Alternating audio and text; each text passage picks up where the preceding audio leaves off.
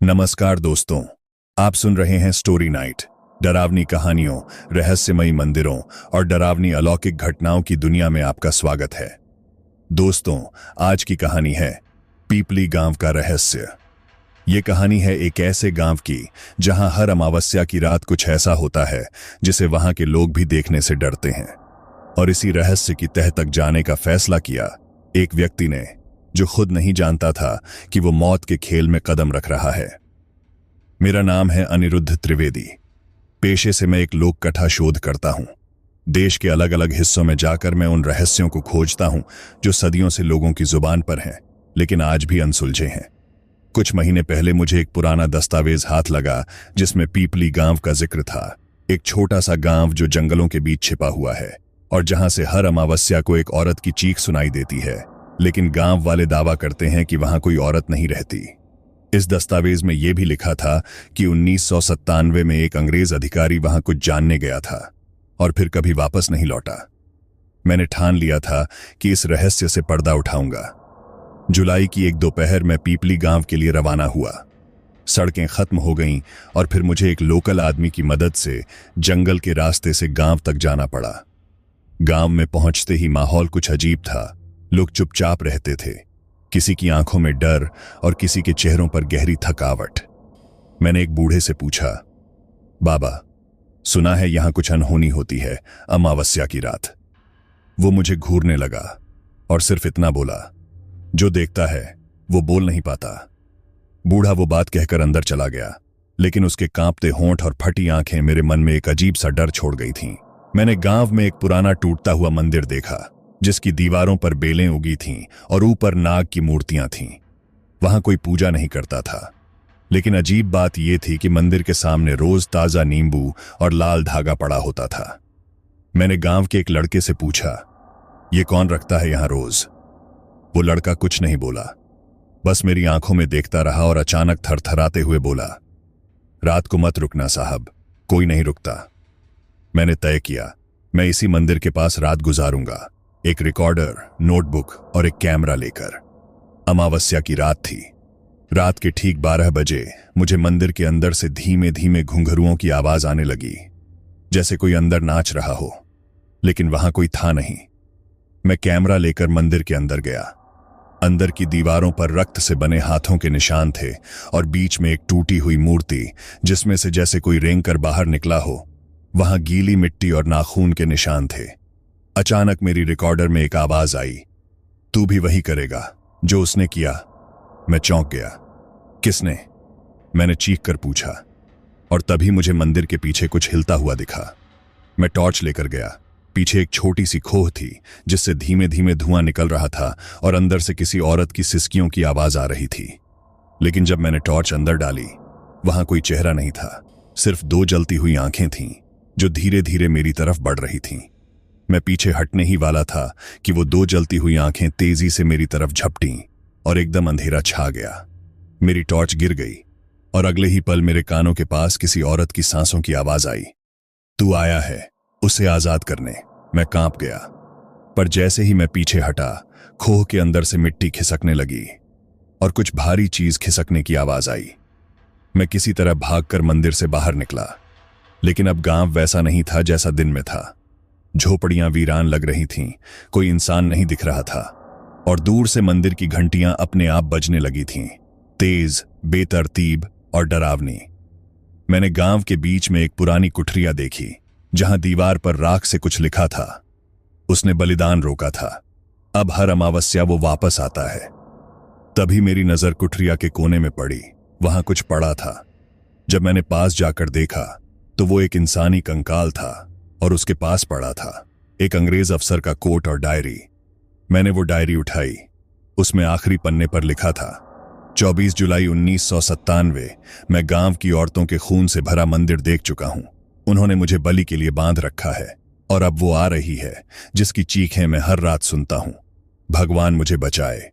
उसके ठीक नीचे ताजी स्याही में एक और लाइन लिखी थी, अब तेरा नंबर है अनिरुद्ध। मेरे हाथ से डायरी छूट गई। मैंने वो लाइन लिखी नहीं थी, फिर किसने लिखी? और तभी पीछे से किसी ने मेरे कंधे पर हाथ रखा। चल, समय आ गया है। मैंने कांपते हुए गर्दन घुमाई। मेरे पीछे वही बूढ़ा खड़ा था, लेकिन अब उसका चेहरा बदल चुका था। उसकी आंखें बिल्कुल सफेद थीं, चेहरा राख की तरह धूल से भरा हुआ और होंठ फटे हुए थे। वो अब इंसान जैसा नहीं लग रहा था। उसने धीरे से फुसफुसाकर कहा, मैंने तुझे मना किया था, मंदिर के पास मत जा, अब तुझे जाना ही होगा। और वो मेरा हाथ पकड़कर सीधे उस खोह की तरफ खींचने लगा जहां से वो जलती आंखें आई थीं। मैं जोर से चीखा, हाथ छुड़ाया और भाग पड़ा। पर अब गांव से निकलने का कोई रास्ता नहीं था। जहां से भी भागता वहां वही गलियां, वही वीरान झोपड़ियां और वही मंदिर बार बार सामने आ जाता। मैंने समझ लिया था मैं अब किसी सामान्य जगह पर नहीं हूं। ये गांव अब वैसा नहीं है जैसा दिन में दिखता था। ये अब शापित वक्त में फंसा हुआ एक मरा हुआ गांव था। रात गहराती जा रही थी। आसमान में चांद नहीं था, सिर्फ काले बादल और बीच बीच में चमकती लाल रोशनी, जैसे किसी ने आकाश में यज्ञ किया हो और उसकी ज्वाला ऊपर तक पहुंच गई हो। मैंने एक आखिरी कोशिश की। मैं वापस मंदिर गया। इस बार खोह के बाहर एक और इंसान खड़ा था। एक औरत, साड़ी में लिपटी, बाल खुले, चेहरा दिख नहीं रहा था। उसके हाथ में एक पुराना चाकू था और पैरों में घुंघरू।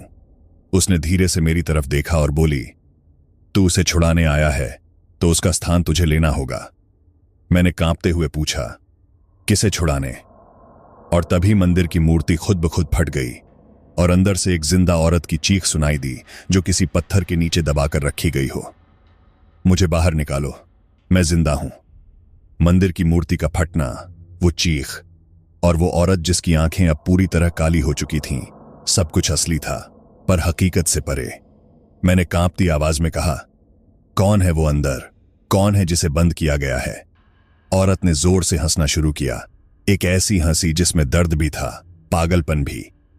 जिसे तू आजाद करना चाहता है वो इस गांव का विनाश है, वो कोई और नहीं, मेरी ही बहन है। मैं पीछे हट गया। क्या? उसने आगे कहा, 1864 में अंग्रेजों ने इस गांव पर हमला किया, पर असली विनाश उनकी बंदूकें नहीं लाईं, मेरी बहन लाई। बिंदु नाम था उसका। वो तंत्र विद्या में माहिर थी, पर उसने शक्ति के लिए कुछ ऐसा कर दिया जो माफ नहीं किया जा सकता था। उसने खुद को मृत्यु से जोड़ लिया और जिंदा रहते हुए मृत्यु का स्वरूप बन गई। गांव में एक के बाद एक लाशें गिरने लगीं और जब गांव वाले कुछ समझते तब तक बहुत देर हो चुकी थी। हमने मिलकर उसे यहीं इस मंदिर में बंद किया, एक विशेष मंत्र और बलिदान के साथ, पर वो कभी मरी नहीं। और अब वो औरत मेरे पास आई और फुसफुसाई, हर 100 साल में एक व्यक्ति खींचा चला आता है जो उस श्राप को तोड़ने के काबिल होता है, और इस बार वो तू है, अनिरुद्ध। क्योंकि तू उसी अंग्रेज अफसर का वंशज है जिसने हमारी बहन को धोखा दिया था और उसकी शक्तियों को छीनना चाहा। मुझे सब समझ में आ गया। मैं इस गांव में किसी शोध के लिए नहीं लाया गया था। मुझे बुलाया गया था एक अधूरे बदले को पूरा करने के लिए। और तभी मंदिर की जमीन कांपने लगी। खोह के भीतर से फिर वही जलती हुई आंखें दिखीं, पर इस बार उनके साथ पूरी आकृति उभरने लगी। एक औरत जिसकी आंखों से खून बह रहा था, बाल जमीन तक लटक रहे थे और पैरों में सिर्फ राख थी। मैं आ गई अनिरुद्ध। मैं पूरी तरह से सुन्न हो चुका था। मेरे सामने खड़ी वो आकृति, वो कोई आम आत्मा नहीं थी। बिंदु, एक तांत्रिक, एक बहन और अब एक अपूर्ण प्रतिशोध की जीवित छाया।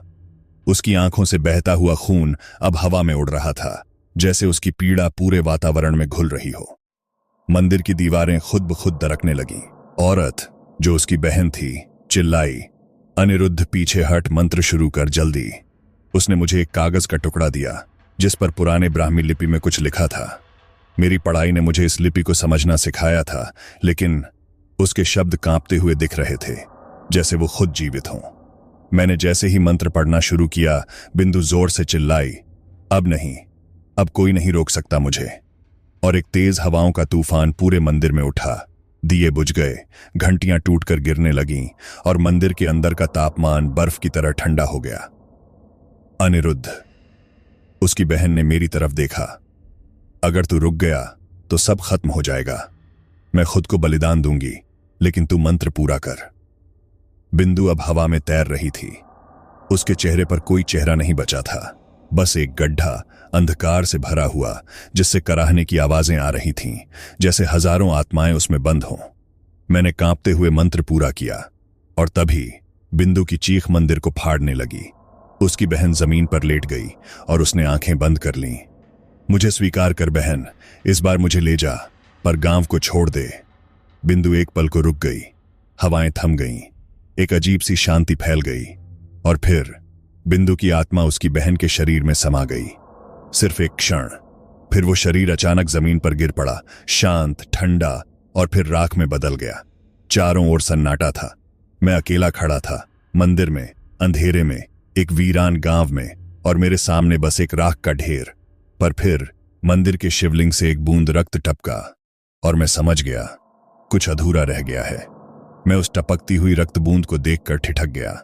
शिवलिंग से खून, ये तो किसी अपशकुन से भी ज्यादा भयावह संकेत था। मैंने कांपते हुए उस जगह पर हाथ रखा और तभी मेरी आंखों के सामने अंधेरा छा गया। एक और दृष्टि, धुंधली पर डरावनी।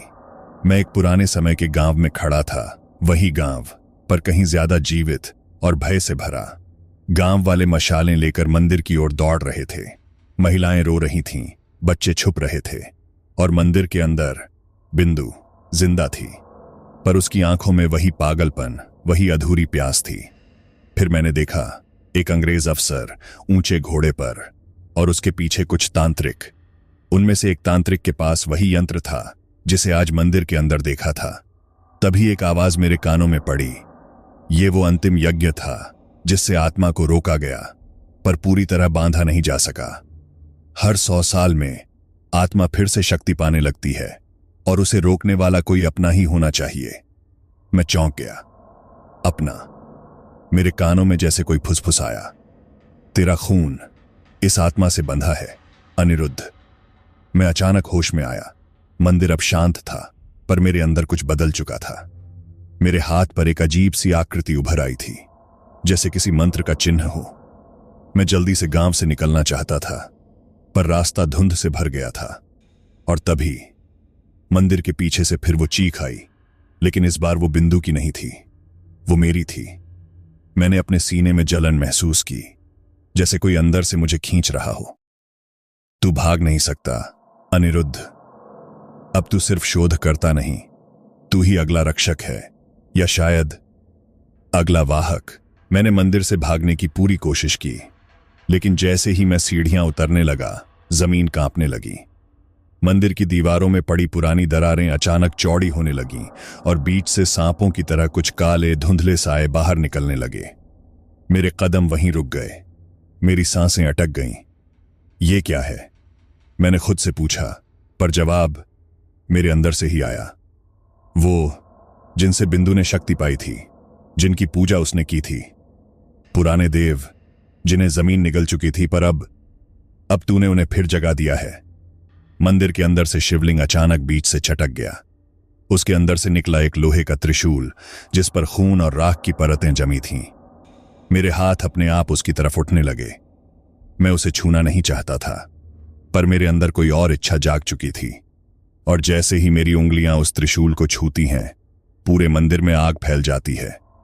दीवारों पर उकेरे गए प्राचीन चित्र चमकने लगते हैं। उनमें से कुछ अब हिलने लगे थे, जैसे वे चित्र नहीं, जीवित चेतनाएं हों। फिर एक आवाज, बहुत गहरी, बहुत पुरानी, और बिल्कुल मेरे कानों के अंदर गूंजती हुई, वक्त आ गया है। जिसे बांध दिया गया था, अब वो मुक्त होगा।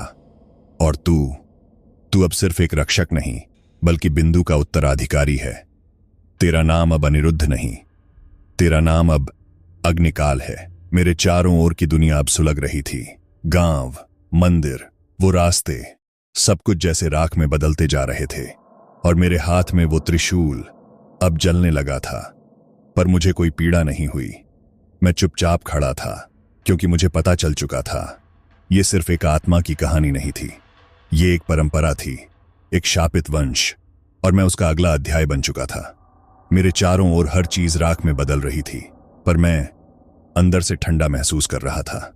न डर था, न हैरानी, बस एक अजीब सी स्वीकारोक्ति, जैसे ये सब पहले भी हो चुका हो। और फिर त्रिशूल ने अपने आप मेरी हथेली में जगह बना ली, जैसे वो मेरा ही हिस्सा हो। उस पल मुझे एक और दर्शन हुआ, एक रहस्यमय गुफा जहां बिंदु बैठी थी, पर इस बार वो अकेली नहीं थी। उसके चारों ओर काले कपड़े पहने अघोरी और उनके बीच में एक मूर्ति किसी देवी की, पर चेहरा इंसानी नहीं था। 3 आंखें, खून से लथपथ होंठ और गले में मरे बच्चों की मालाएं। वो देवी कौन थी? मैंने जोर से चिल्लाया और तभी एक तड़ित चमक के साथ मंदिर की सबसे भीतरी दीवार खुद ब खुद धसक गई। उसके पीछे एक छोटा सा कक्ष था जिसमें सिर्फ एक पत्थर की पटिया रखी थी। उस पर खुदा था, देवी कालेंद्री, जिसकी पूजा अधूरी रह जाए उसका रक्त हर 100 साल में खींचा जाएगा। नीचे लिखा था, उत्तराधिकारी ही उसकी शक्ति को या तो बांध सकता है या उसे पूर्ण कर सकता है।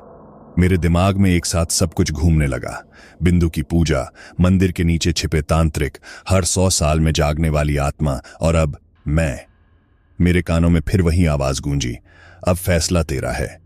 या तो देवी की अधूरी पूजा पूरी कर या उस शक्ति को हमेशा के लिए बांध दे अपने खून से।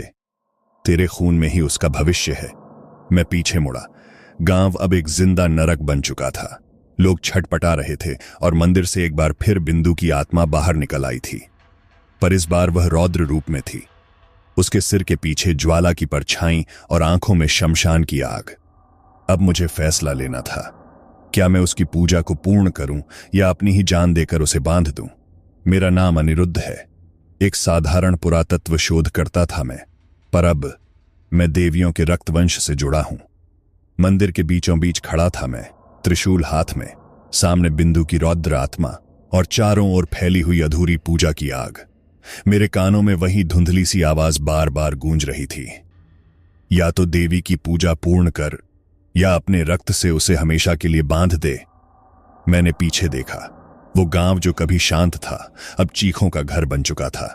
बच्चे रो रहे थे, बूढ़े बेहोश पड़े थे और मंदिर की सीढ़ियां लहू से लाल हो चुकी थीं।